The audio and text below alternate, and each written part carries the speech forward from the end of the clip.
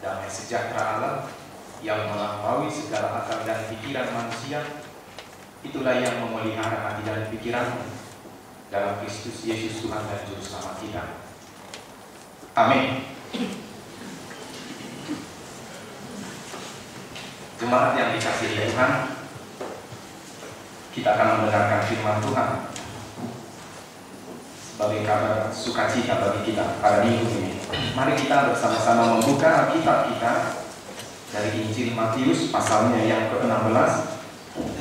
Kita awali ayat 13 sampai dengan ayatnya yang ke-20. Matius 16 ayat 13 sampai 20. Saya akan bacakan bagi kita. Inilah firman Tuhan. Setelah Yesus tiba di daerah Kaisarea Filipi, ia bertanya kepada murid-murid, kata orang, siapakah anak manusia itu?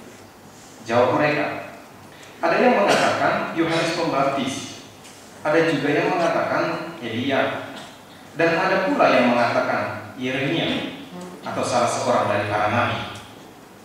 Lalu Yesus bertanya kepada mereka, tetapi apa katamu? Siapakah aku ini? Maka jawab Simon Petrus, engkau adalah Mesias, anak Allah yang hidup. Kata Yesus kepadanya, berbahagialah engkau Simon bin Yunus, sebab bukan manusia yang menyatakan itu kepadamu, melainkan Bapa-Ku yang di sorga. Dan aku pun berkata kepadamu, engkau adalah Petrus, dan di atas batu karang ini aku akan mendirikan jemaatku, dan alam maut tidak akan menguasainya. Kepadamu akan kuberikan kunci kerajaan sorga. Apa yang kau ikat di dunia ini akan terikat di sorga, dan apa yang kau lepaskan di dunia ini akan terlepas di sorga. Lalu Yesus melarang murid-muridnya supaya jangan memberitahukan kepada siapapun bahwa ia Mesias. Demikian pembacaan firman Tuhan. Bapak dan Ibu, saudara-saudara yang kekasih, Yesus dalam nats ini bukan sedang memperkenalkan diri, tetapi justru Yesus mau memastikan apakah orang mengenal Dia dengan benar. Ternyata dari survei atau pengamatan para murid, orang banyak belum mengenal Yesus dengan sebenarnya atau dengan sesungguhnya. Padahal sudah sekian lama mereka bersama-sama dengan Yesus. Mereka tidak hanya melihat tanda ajaib atau perbuatan besar yang dilakukan oleh Yesus, tetapi juga mereka telah menikmati makanan dan minuman dari hasil pekerjaan ajaib Tuhan Yesus ini. Mereka tidak hanya menyaksikan, melihat, tetapi menikmati malah. Namun sangat disayangkan, orang yang selama ini bersama mereka, yaitu Yesus, yang menjamu makan dan mengobati luka-luka batin dan fisik mereka, atau yang mengajar mereka siang dan malam, atau yang membela dan menghibur mereka, yang selalu peduli dan berpihak pada masa depan mereka, bahkan yang dari semula telah menjanjikan bahwa di dalam Dialah ada harapan baru, di dalam Dialah ada keselamatan itu, ada hidup baru, hidup kekal. Rupanya Yesus itu tidak mereka kenal. Masih sama pemahaman mereka tentang siapa itu Yesus. Mereka justru menyamakan Yesus dengan Yohanes Pembaptis lah, dengan Elia, dengan Yeremia, atau dengan nabi-nabi lain. Jadi pendapat mereka tentang siapa Yesus berbeda-beda dan bermacam-macam. Saudara-saudari, sepertinya Yesus tidak berkomentar banyak dengan jawaban orang banyak ini. Apakah Yesus tidak peduli dengan jawaban itu? Emangnya gue pikirin apakah orang itu kenal atau tidak kenal dengan saya, masa bodoh? Sebenarnya tidak. Yesus memaklumi jawaban itu. Yesus masih memberi kesempatan kepada orang banyak untuk mengenal Yesus secara pribadi. Justru Yesus lebih fokus pada para murid. Bagi Yesus adalah kesalahan besar jika orang-orang terdekatnya pun tidak mengenal Dia dengan benar.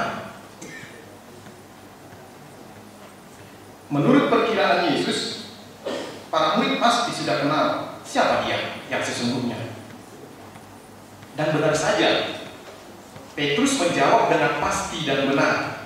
Ketika Yesus bertanya pada murid yang diwakili oleh Simon, siapakah aku ini menurut kamu? Simon menjawab, Mesias, anak Allah yang hidup. Kemudian Yesus mengapresiasi jawaban yang benar, jawaban Simon itu. Kemudian Yesus langsung merespon. Yesus menjawab, berbahagialah engkau, Simon.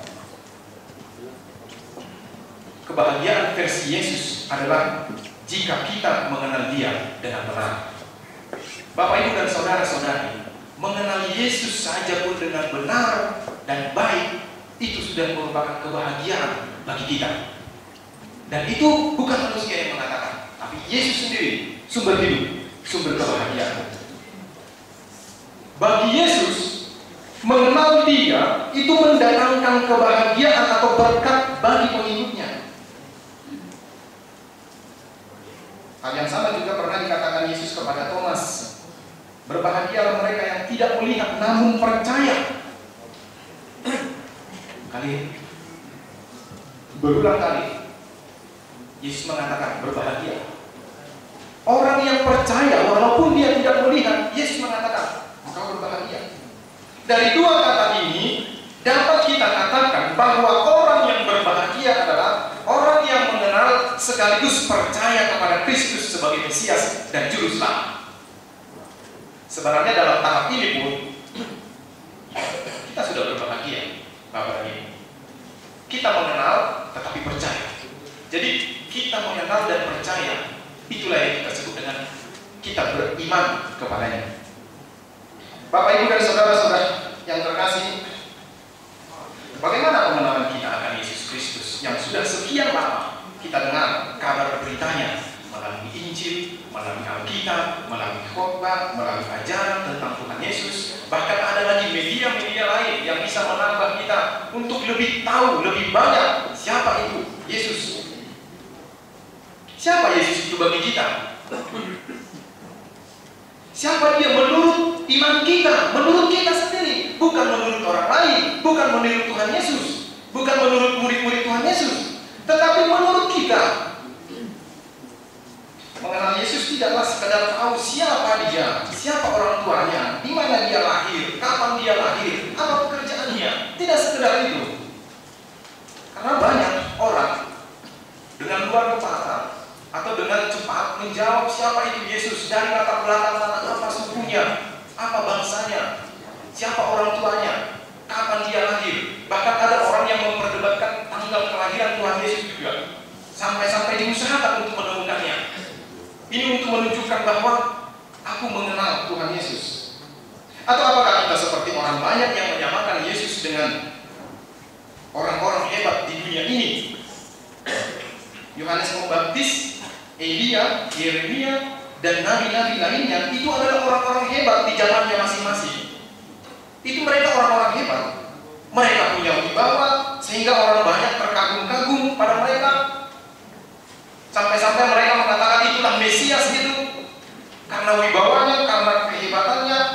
Atau mungkinkah kita menyamakan Yesus dengan manusia hebat zaman sekarang ini? Atau ada orang yang menganggap Yesus itu sebagai pemuka agama di zaman sekarang, atau seperti Siddhartha Gautama atau Konghucu? Atau apakah kita masih mengenal Yesus hanya tahap pada Dia adalah guru kesusilaan, guru moral? Atau apakah kita menganggap bahwa Yesus itu adalah seorang reformator sosial? Atau mana ada orang yang menganggap Yesus itu seorang superstar yang bisa segala-galanya? Tetapi semua ini masih pada tahap pemahaman yang masih dangkal, yang hanya melihat kehebatannya saja. Apakah kita sungguh-sungguh mengenal Yesus ini? Ini menjadi pertanyaan yang sangat mendasar dan menentukan sekali bagi kita. Sebab mengenal Dia dengan benar, tadi kita katakan mendatangkan kebahagiaan dan kehidupan yang kekal bagi kita. Kebahagiaan yang Tuhan berikan karena pengenalan kita akan Dia tidak sekedar kebahagiaan duniawi yang lahiriah, yang bersifat sementara, tetapi kebahagiaan yang abadi yang tidak dapat diberikan oleh dunia ini dan hanya dapat diberikan oleh Yesus itu sendiri. Saudara-saudari, firman ini mengajak kita, marilah kita mengenal Yesus secara pribadi, bukan karena orang lain katakan kepada kita. Mengenal Yesus, kita akan mengenal Bapa. Begitu kita kenal Yesus, Dialah Bapa itu. Mengenal Yesus berarti taat pada firman-Nya, melakukan kehendak-Nya dan seluruh perintah-Nya. Mustahil orang mengenal Yesus katanya, tetapi tidak mau melakukan firman dan kehendak-Nya, tidak mau menjauhkan semua yang Yesus benci. Itu bohong namanya. Kalau kita mengenal istri kita, suami kita, maka kita harus sayang kepada dia. Apapun yang dia katakan, kita harus percaya. Kita harus lebih percaya kepada istri, suami kita, anak-anak kita daripada kata orang lain. Begitu juga, bahkan lebih daripada itu. Banyak ajaran-ajaran yang mengatakan, ikutlah, inilah jalan keselamatan, inilah juru selamat itu. Kalau kita betul-betul mengenal Kristus, maka kita tidak akan mengambil beralih dari Kristus untuk mendapatkan ajaran-ajaran lain. Mengenal Yesus, maka kita akan mengikutnya dalam setiap keadaan hidup. Mengenal Yesus, maka kita akan mengikutnya dalam setiap duka, setiap suka. Ketika kita berduka, karena kita kenal Yesus, kita tidak mengadu ke siapa-siapa, tetapi kita mengadu kepada Yesus. Ketika kita mengalami sukacita dan melimpah berkat, maka kita tidak lupa diri, tetapi kita mau berbagi dengan Yesus, berbagi dengan saudara-saudara Yesus yang sangat membutuhkan pertolongan kita. Ketika kita kesulitan, maka kita akan bersandar pada kuasa-Nya. Karena apa? Karena kita mengenal Dia. Bapak dan Ibu, mengenal Yesus, maka hubungan kita harus intensif dengan Dia. Setiap saat kita harus berhubungan dengan Yesus, melalui doa, melalui kesaksian, melalui persekutuan kita. Kalau kita benar-benar mengenal Yesus, maka kita akan khusyuk berdoa, maka kita akan intensif bersaksi, dan kita akan meningkatkan kualitas persekutuan kita pada setiap hari Rabu dan Kamis, pada saat pertanyaan, pada saat hari Minggu. Justru itulah salah satu menandakan kita kenal dengan Yesus sebagai Mesias Juru Selamat. Apa perintah Yesus kepada kita secara praktis? Marilah kita bersama-sama bersekutu di pertanian sebab pengamatan Pahalado masih di bawah 50% yang mau bersekutu di dalam pertanian atau di gereja kita. Kita bersyukur gereja kita 50% sudah mengikuti ibadah, tapi apakah itu cukup? Ternyata tidak. Marilah kita melalui firman ini lebih mengenal Yesus itu siapa. Bapak dan Ibu, mengenal Yesus, pasti kita akan rela menyangkal diri kita. Kita akan mau ikut salib, dan kita akan mengikut Dia apapun keadaan, suka dan duka. Saudara-saudara, bila pengenalan kita kepada Yesus ini mengatakan bahwa Dia adalah sumber berkat, maka kita tidak akan mungkin khawatir dalam segala hal dalam hidup ini. Sebab Dia yang kita kenal adalah sumber segala berkat. Mengapa kita harus takut menjalani kehidupan ini bila kita memang kenal baik dengan Tuhan? Bila kita memang bersahabat baik dengan Tuhan, tentu kita tidak akan takut menjalani kehidupan ini. Kenapa kita harus ragu memberi kepada Dia bila kita memang betul-betul mengenal bahwa dari Dialah apa yang aku miliki ini, dari Dialah kekayaan yang aku miliki ini, dari Dialah kesehatan ini, dari Dialah anak yang aku besarkan ini, dari Dialah segala sesuatu yang aku miliki. Bila memang kita kenal dengan Dia, pasti kita tidak akan ragu memberi apapun kepada Tuhan Yesus. Mengapa kita harus hitung-hitungan untuk memberi kepadanya, sementara Yesus tidak pernah hitung-hitungan untuk memberikan nyawanya kepada kita? Kenapa kita harus berhitung? Maka dari itu, Bapak dan Ibu, marilah kita tetap memberi kepada Tuhan. Bila kita pada pesta pembangunan yang telah berlalu, kita telah memberi yang kita mampu untuk Tuhan, marilah kita tetap setia, memberi kembali, konsisten mempersembahkan buah dari iman pengenalan kita kepada Tuhan. Karena kita mengenal Yesus sebagai Tuhan yang setia, dan Dia juga konsisten menyertai kita. Yesus tidak hanya memberkati kita sampai pada tanggal 2 September kemarin pada pesta itu. Dia tetap sampai sekarang Dia memberkati kita. Dia setia. Oleh sebab itu kita juga marilah setia, memberi kepada Tuhan. Memang amang dan minang yang kita berikan itu sudah banyak. Kita sudah berkorban. Kita sudah berkorban dana, pikiran, waktu, materi, dan lain sebagainya. Tapi ternyata firman ini mengajak kita, janganlah kita berhenti untuk memberi. Pembangunan rumah Tuhan masih terus berlangsung. Sebab ketika kita memberi dengan tulus dan sepenuh hati, tanpa ada keraguan, itulah bukti pengenalan kita yang dalam kepada Tuhan sebagai sumber berkat yang melimpah, yang mencukupkan kehidupan kita. Inilah pesan pertama dari firman ini, mengenal Yesus dengan benar. Apa pesan kedua? Pesan kedua, pengenalan kita pada Yesus menjadi kekuatan yang tak terkalahkan oleh dunia ini. Mengenal Yesus dengan benar, maka kita sedang mengumpulkan kekuatan yang tak mungkin bisa dikalahkan oleh dunia ini. Sebab Dia Kristus yang kita kenal adalah Maha Kuasa. Dialah Mesias itu yang hidup. Tidak dikatakan Dialah Mesias yang akan mati, tidak. Dialah Mesias, Anak Allah yang hidup itu. Pengakuan kita padanya sebagai Mesias, Anak Allah yang hidup, akan seperti batu karang Petra dalam hidup kita. Tidak ada yang dapat mengalahkan kekuatan Kristus, baik maut maupun kuasa-kuasa kegelapan dunia ini. Iman kita padanya akan melindungi, menjaga kita dari ajaran-ajaran sesat dunia ini. Ajaran Kristus itulah yang dimiliki oleh gereja sepanjang abad dan sampai selama-lamanya untuk melawan kuasa-kuasa kegelapan dan kuasa maut. Bahkan bukan itu saja, Kristus memberi kuasa pada gereja untuk mengikat dan melepaskan. Apa artinya? Gereja menjadi alat di tangan Tuhan untuk menyatakan kesalahan dan menyatakan orang percaya itu berkenan bagi Tuhan. Bapak dan Ibu, gereja adalah pemegang kunci kerajaan surga. Kita berbeda dengan aliran Katolik. Mereka menganggap bahwa Petruslah yang memegang kunci kerajaan surga.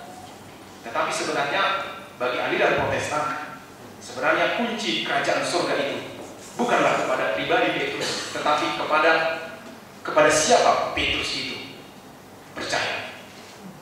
Siapa yang Petrus kenal? Pada Kristus. Kristuslah yang memegang kerajaan surga itu. Oleh sebab itu, pada aliran Katolik, mereka hampir menyamakan Paulus itu atau Petrus itu sebagai Kristus, wakil Kristus di dunia ini. Sampai-sampai menyamakannya dengan Kristus. Tetapi kita aliran Protestan bahwa iman kepada siapa Petrus itu percaya, di mana Petrus itu berdiri tegak adalah pada Kristus. Kristus itu sendirilah pemegang kunci kerajaan surga. Sebab tidak ada yang sampai kepada Bapa kalau tidak melalui Kristus Yesus. Artinya melalui gereja umat Tuhan mendapatkan berkat dan pengenalan akan Kristus yang benar. Namun sekaligus gereja berfungsi mengoreksi setiap kesalahan, menghukum setiap kejahatan dan dosa yang dilakukan oleh umatnya. Inilah otoritas gereja itu, yang kalau ada umat yang berdosa, menyimpang, karena hukum siasat gereja. Inilah otoritas gereja, karena Kristus. Oleh sebab itu marilah kita tunduk pada kuasa Kristus dan menghormati persekutuan dengannya melalui gereja, agar kita mampu mengalahkan dunia ini dan beroleh keselamatan. Melalui gereja kita mendapatkan kekuatan pengenalan pada Kristus, dan itulah yang menjadi kekuatan kita menghadapi ajaran-ajaran sesat dunia ini yang semakin maju, bahkan hampir saja tidak bisa kita bedakan. Yang terakhir, pesan yang ketiga, Yesus mau supaya setiap orang yang mengenalnya lahir dari iman secara pribadi kepada kepada Petrus, kepada Kristus, bukan karena kabar-kabari, bukan sekedar tahu dari orang lain. Saudara-saudara, hal itu nampak jelas di mana Yesus melarang para murid supaya jangan memberitahukan kepada siapapun bahwa dia Mesias. Apa maksud Yesus? Apakah Yesus takut? Apakah Yesus gentar? Tidak. Tetapi Yesus mau mengatakan, biarlah pengakuan akan kemesiasannya itu lahir dari hati mereka sendiri karena mengenal Yesus. Jangan karena kamu bilang, jangan karena kamu katakan, jangan karena kamu ajak. Namun ini bukan mengatakan apakah kita tidak bisa memberitakan, memperkenalkan Yesus, bisa. Tapi biarlah pengenalan akan Yesus itu muncul dari hatinya sendiri. Toh mereka, orang-orang banyak itu juga sama seperti para murid, pernah mendengarkan khotbah Yesus, pernah mendengarkan ajaran Yesus, pernah melihat tanda-tanda ajaib. Para murid dan orang banyak itu sebenarnya tidak ada bedanya. Mereka juga mendengarkan Yesus berkhotbah, mereka duduk bersama mendengarkan ajaran Yesus, mereka ikut menikmati makanan dan minuman yang Yesus lakukan dengan ajaib itu. Tetapi Yesus melihat mereka belum tiba pada pengenalan yang sesungguhnya seperti pengenalan para murid, yaitu Petrus. Tapi Yesus mengatakan, jangan sampaikan, jangan katakan kepada siapa-siapa. Biarlah mereka sendiri yang mengenal bahwa, biarlah mereka yang mengakui sendiri bahwa Yesus itu adalah Mesias, Anak Allah yang hidup.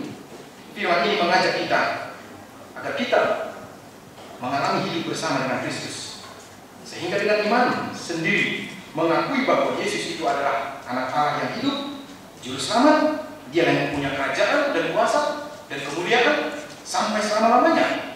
Dan pengakuan ini akan terpancar dari hidup kita, apakah kita sungguh-sungguh mengenal Yesus dengan benar. Jika ya, orang percaya akan menunjukkan sikap taat, setia, hormat, mau berkorban, rendah hati, dan hidup dalam kasih. Yang terakhir, aminan, karena inilah kami sebagai pendeta, sebagai parhalado, sebagai jemaat, inilah terakhir kalinya kita beribadah di gedung yang sama ini. Namun bukan ini yang terakhir bagi kita untuk bersekutu dengan Tuhan di HKBP Serpong ini. Gereja ini kita bukan sedang membongkar gereja, tidak. Kita sedang membongkar gedung bangunan gereja ini. Gereja itu tetap berdiri di atas dasar Kristus di Serpong ini. Oleh sebab itu, marilah kita bersama-sama aminan. Karena kita tidak akan beribadah lagi di sini, kita akan beribadah di gereja sementara yang karena kita buat dari tenda, tentu kenyamanannya akan berbeda, kenikmatannya pun akan berbeda. Oleh sebab itu, marilah kita saling menjaga diri. Marilah kita saling memaklumi, kalaupun ada yang kurang di sana di sini, jangan kita langsung menuntut. Tapi marilah kita sama-sama. Parhalado akan berusaha, tapi kita juga haruslah berusaha untuk menjaga kenyamanan. Marilah kita pakai aturan yang telah ditentukan oleh panitia pembangunan, seperti arahan tadi. Sebab begitu kita melewatinya, melanggarnya, maka kenyamanan kita bisa terganggu. Ini gereja yang sangat bersejarah. Gedungnya ini sangat bersejarah. Hasil dari perkumpulan jemaat bulan-bulan di tempat ini. Oleh sebab itu, supaya gereja ini, gedung ini bisa menjadi kenangan bagi kita, ya boleh saja kita secara pribadi untuk mengenang, ya bisa saja kita nanti foto-foto di sini, karena akan dibongkar, gedungnya yang dibongkar, ya bisa saja menginang ya. Tapi tetaplah dalam keadaan ya tenang, nyaman. Kita perhatikan juga jam 9:30 minggu siang supaya jangan terhambat juga lalu lintas kan bisa. Namun yang terpenting adalah supaya kita tidak lama tinggal di tenda sementara. Marilah kita bersama-sama membangun, mendukung dananya. Parhalado kita melalui WIB telah membagikan formulir janji iman atau apapun kita sebutkan itu, atau komitmen. Jadi pengalaman panitia pembangunan melalui janji iman itu, komitmen itu Itulah sumber dana yang terkuat dari jemaat kita. Jadi bukan siapa-siapa aminan yang akan membangun gereja kita ini. Kita sendiri kan. Semakin kita banyak memberi untuk kesuksesan pembangunan ini, maka kita akan semakin cepat untuk memasuki gereja yang baru ini. Mari kita imani. Karena dengan begitulah kita mengenal bahwa Kristus itulah yang punya gereja itu, pemilik gereja itu, kepala gereja itu. Oleh sebab itu mari kita tundukkan, mari kita serahkan apa yang kita berikan. Kalau ini bukan syarat, tetapi marilah kita semua meminta, mengisi formulir janji iman itu, bukan karena banyaknya, tetapi karena keyakinan kita bahwa aku mau lakukan untuk Tuhan. Amin. Kita berdoa. Terpujilah Engkau Bapa yang baik, Bapa yang setia menyertai kami. Dan pada saat ini kami masih boleh mendengarkan firman Bapa di surga. Ajar kami Tuhan untuk lebih mengenal Engkau. Kami tidak hanya mengenal Engkau dari perbuatanmu yang ajaib saja, tetapi kami mengenal Engkau karena Engkau adalah Tuhan, Juru Selamat yang hidup. Engkau satu-satunya sumber pengharapan kami. Bapa di surga, berkatilah kami, berkatilah firman yang telah kami dengarkan ini, menambah kesedaran iman kami, sehingga kami boleh bersuka cita walaupun dalam keadaan sulit, duka. Bapa di surga, biarlah situasi gereja lo yang pada saat ini dalam proses pembangunan, biarlah Engkau menjaga hati kami, memelihara pikiran kami, agar kami boleh menerimanya dengan lapang dan dengan baik, tanpa kekurangan apapun. Benar Tuhan, gedung ini akan kami perbaiki, tapi dasarnya adalah tetap Kristus sebagai Tuhan dan Juru Selamat, sebagai dasar gereja ini. Izinkan kami Tuhan, kalau kami boleh membangun gereja yang lebih baik lagi, lebih besar, sebenarnya bukan untuk menunjukkan kebohongan kami, kehebatan kami, tetapi kami ingin menunjukkan ketaatan kami, ketundukan kami kepada Tuhan, bahwa kami siap membangun rumah-Mu yang lebih baik lagi, tempat kami berjumpa, tempat kami berkomunikasi dengan Tuhan dan bertemu dengan saudara-saudara kami seiman. Bapa di surga, ajar kami juga untuk memberikan yang terbaik bagi Tuhan. Kami tidak hanya memberikan kami sekali saja, tetapi berulang-ulang. Karena Tuhan juga memberikan kasih-Mu, penyertaan-Mu berulang-ulang, bahkan sampai tidak terbatas. Biarlah iman kami semakin bertumbuh Tuhan, supaya kami tetap mempertahankan bahwa Yesus adalah Mesias itu, Juru Selamat itu. Dengarlah doa kami dalam Kristus kami berdoa. Amin.